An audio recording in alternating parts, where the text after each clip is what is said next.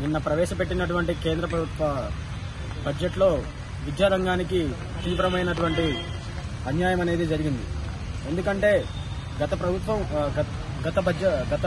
సంవత్సరం ప్రవేశపెట్టినటువంటి కేంద్ర బడ్జెట్లో తో పోలిస్తే ఇప్పుడు ప్రవేశపెట్టినటువంటి బడ్జెట్లో చూసుకుంటే మనకి విద్యారంగానికి చాలా అన్యాయం జరిగిందని చెప్పుకోవచ్చు.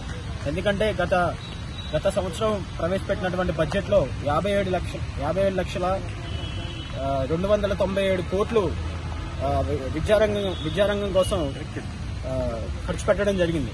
కానీ ప్రస్తుతం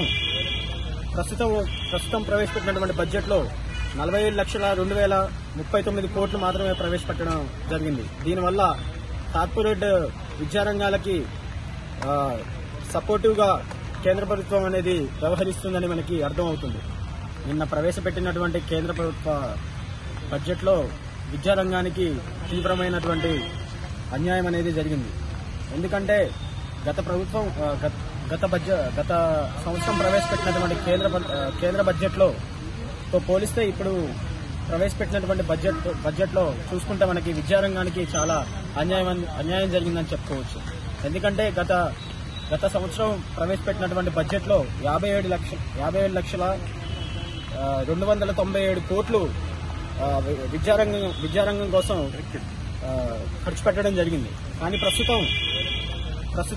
ప్రస్తుతం ప్రవేశపెట్టినటువంటి బడ్జెట్లో 47,02,039 కోట్లు మాత్రమే ప్రవేశపెట్టడం జరిగింది. దీనివల్ల కార్పొరేట్ విద్యారంగాలకి సపోర్టివ్ గా కేంద్ర ప్రభుత్వం అనేది వ్యవహరిస్తుందని మనకి అర్థమవుతుంది.